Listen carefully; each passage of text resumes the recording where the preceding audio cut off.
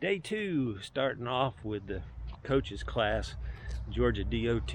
We're down kind of outside of Milledgeville, Georgia, and we are going to be working a little pine stand today, going through some different techniques and then looking a little bit at some training aspects. These guys will be coaching new employees and their area employees, so we're a little bit going to be a little wet today, I think, but other than that, we got a nice stand here to work with and make up some piles. And tomorrow, maybe later this afternoon, but definitely tomorrow, they're going to be looking at pressures and binds and spring poles and that kind of stuff. So looking for a good day. Hopefully the weather clears a little bit.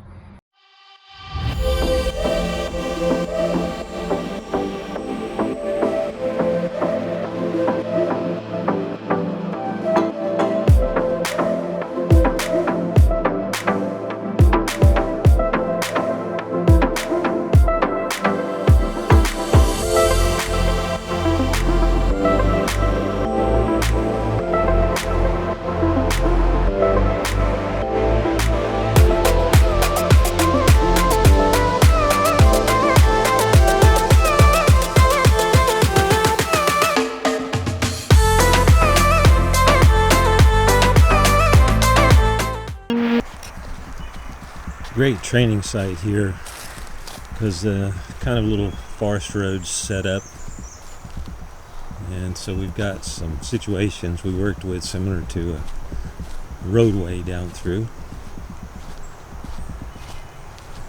So it's worked very well.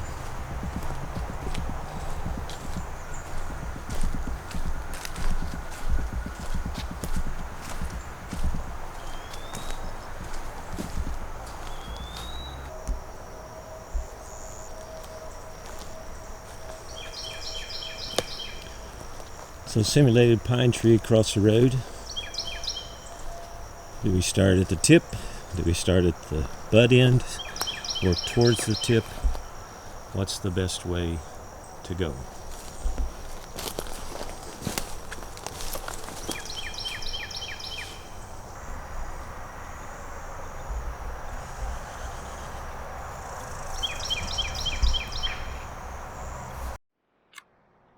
Day 3. Our first challenge today is going to be taking this tip of the bar and going through this standing block of wood. They've got to take and go through the face here. Don't cut out the side. Come all the way through the back with the bar without making a slot wider than 4 1/4 inches with the bar. So it's going to be quite interesting. We'll see how that goes. Pull the top on the corner is a kick. The bottom is with starting bore. Very good.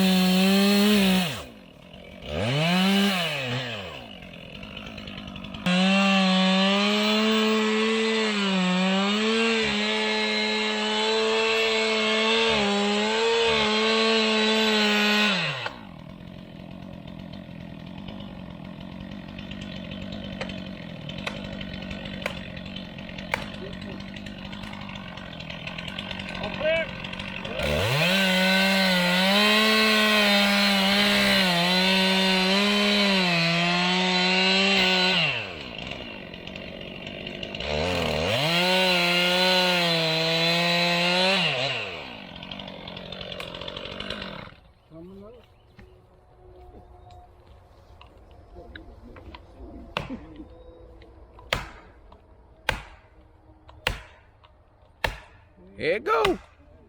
Timber.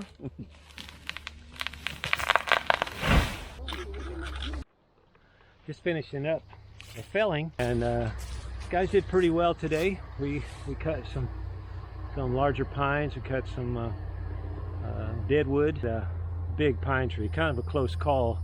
The top was through a crotch.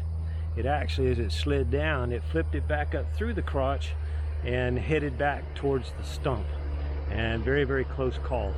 But we didn't get hit, and we learned a lot from that situation about not to trust sometimes those dead tops, even though it's on the other side of the tree.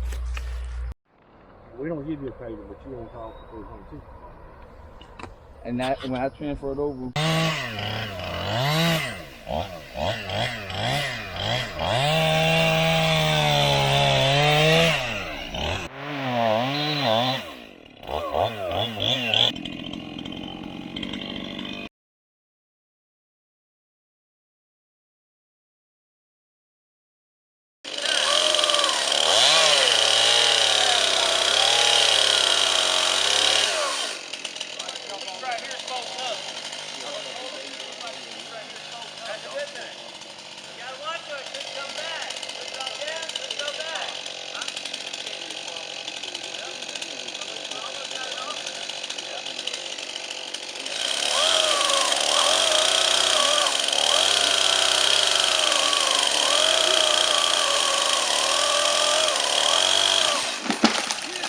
Watch out, watch out!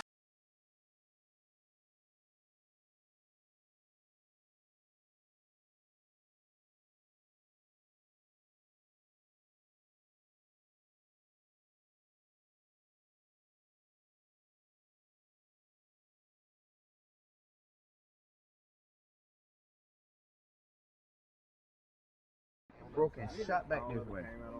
When it snapped, all the way sent it back this way.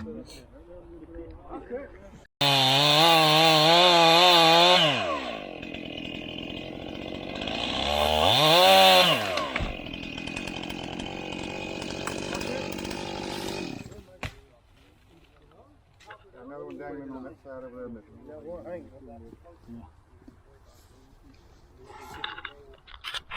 Four piles set up for in the morning. We still have a little bit to do with bucking and limbing, and then we're going to take and set up a spring pole or two. Got to do that, and then they're going to be kind of coaching somebody. Rain started off pretty heavy last night, but we missed it all day today, and so it's been a little hot, but not too bad of a day getting everything finished up. Looking forward to tomorrow and see how that goes. Anyhow, I'll keep you updated.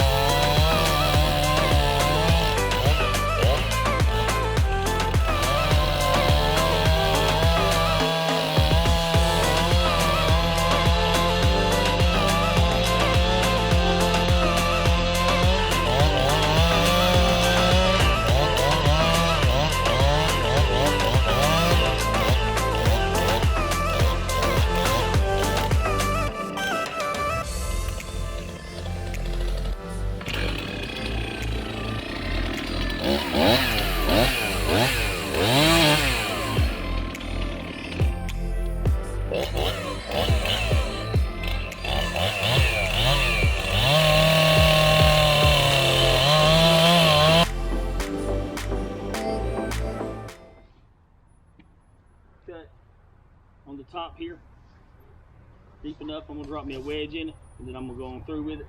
My prediction is the log's gonna kick up, this and here's gonna fall. I ain't worried about it rolling back uphill.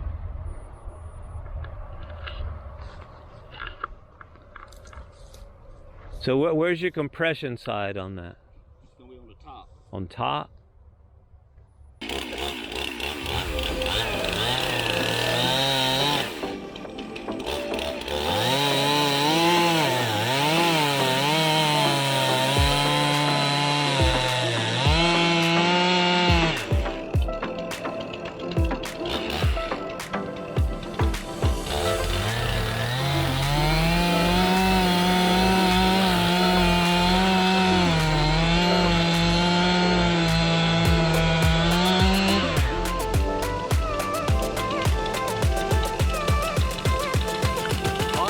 All you have to do with an offset cut is bypass your first cut. If you go any farther, now you're up in the compression side. So that's the whole idea of the offset is you go over that 2 or 3 inches, you just cut up to bypass that first down cut and you're done. It's cut. You don't have to continue on. Now go down the end of it and shake the log. Drill. That needs to be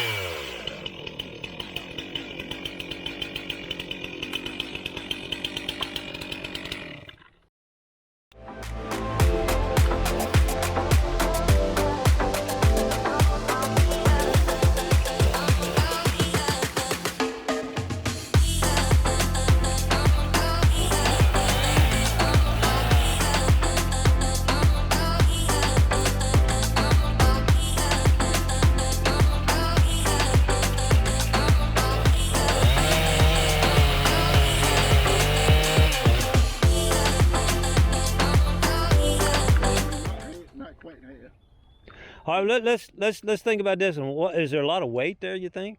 Yes, it is. Mm-hmm. So if you just put a straight kerf down in there, what's going to happen is that weight starts to drop. It's going to close that gap pretty quick. When it closes that 3/8 kerf, where's that pressure going to go? You don't know, do you? It could twist sideways. It could pop apart. So it could be. Remember that first one we had? It was low to the ground. And it started moving towards who? To the operator. So this one right here now, you got 3 feet off the ground. It can come over 3, 4, 5 feet pretty fast. And it's got to drop, and you got probably 200 pounds in that log. That's not counting the tree that way. There's 200 pounds in that log. So you start thinking through it a little bit. How could you get that to lower down controlled? Because straight cuts won't control that one. Offset won't control it. No? Notch it. So just like we failed it, you got a notch in the top and undercut. And that's when I talked about too, instead of taking your bar and coming all the way up, you could do what? Bore cut through it, set your hinge up, and then cut down. That way you got your hinge established. What if this was a wind-thrown tree? In other words, just like this, if this were a wind-thrown tree, I would get as close to the root ball as I could. I would put a notch in the bottom and overcut it, and we basically back in this position. In other words, that stump's going to go back to its roots, right? But I still have fiber attached. What do I want to do there? I want to disconnect, because this one's probably not going to move a whole lot side to side, but you get a little bit smaller one, it can move way over. Remember how I shook the top of the tree? If that tree has been around out there, it can move a long way here. When you go up there and cut, what could it do? It could come at you or go away from you sideways with a lot of pressure. If it doesn't come to you, you get out of the way, it can still stick your chainsaw. Now you got to go get another saw or a piece of equipment or something to get out of it. But if you disconnect right here, you know what? You know that it's unstable. Now it's going to sound weird, but I already mentioned this to you. I really look for it to be unstable rather than stable, because that looks stable, doesn't it? But is it actually stable? Do I know that that's going to hold? Do I know that root's going to stay there? Do I know that hinge is going to stay there? I don't, do I? It could roll out. So first thing I want to do is I want to make that unstable. I know if it's disconnected, there's no side-to-side pressure. All right? You see what I'm saying? So if I take here now, and if you have one that's busted over after a storm, you know how it'll twist, you get all this fiber that's there? I've got a little system that I've been working with, working pretty well. Like right there, I've got about a 2-inch hinge, right? If I go over and I cut 2 inches off, over to the top, just cut 2 inches off, it pretty much severs the hinge and it stays on the face of the stump. Now that would be one where you have cut it loose from the stump, or you felled a tree, or somebody's felled a tree. You just go over the thickness of the hinge. If it splits over, and let's say you got 10 inches there that split, kind of like that one, how it was bent over and split, you go back past that split. That won't work necessarily on a hung tree, but if the tree is over, it can work pretty decent. So you go out, if it's got 10 inches of fiber there, go out 10 inches and cut down. And what it does, if you try to cut in the hinge back here, as you're cutting, see that fiber, how it's bent over? It tries to straighten back up. So what does it do in between? It catches your chain. If you go out into that piece that's bent over, that fiber tries to go back to its original position. So what you got to do is you got to get out to the edge of that, so you're outside of that, so it goes back to its original position. It doesn't carry your chain with it. That's what will be the thing that sticks you. And look, you can cut that hinge off of it, and you can stand right here. You don't have to worry about back pressure. You got your feet are out of the way. You don't have to worry about it grabbing you. And so it's just a straight cut down, and you can cut that whole thing off quicker than you can start messing, trying to do that feel factor, trying to get that hinge off of it. And then if it sticks your saw, or you get underneath it and the weight comes down, now you're stuck there under it. So just go over 2 inches, cut straight down, and you're disconnected from the stump.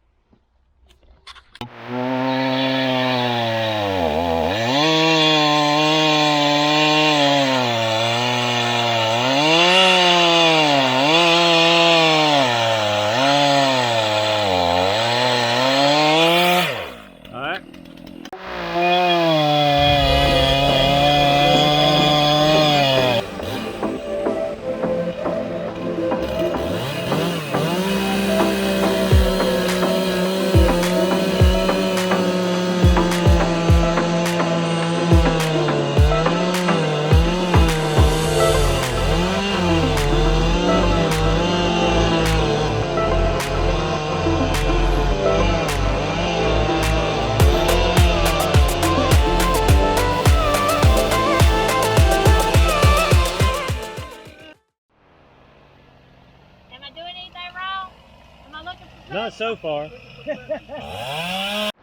Pushing it in of the shaft, and this is your pulling it. This is your kickback. This is what we call the kickback tip.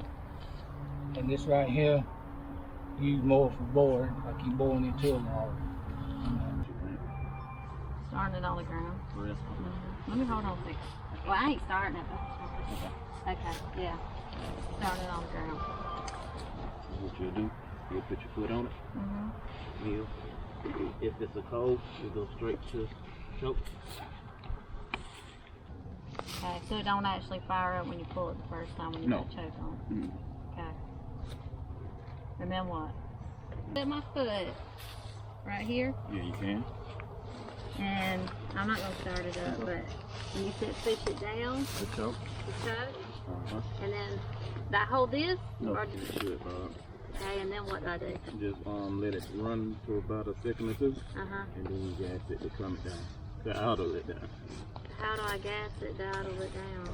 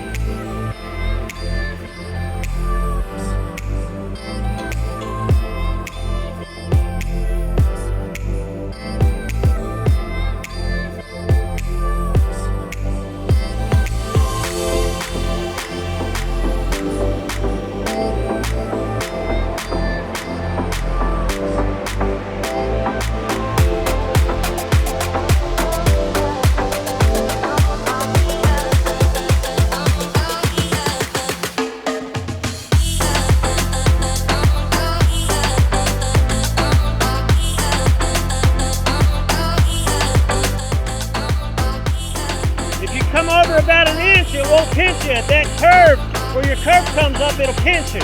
Go over about an inch, it won't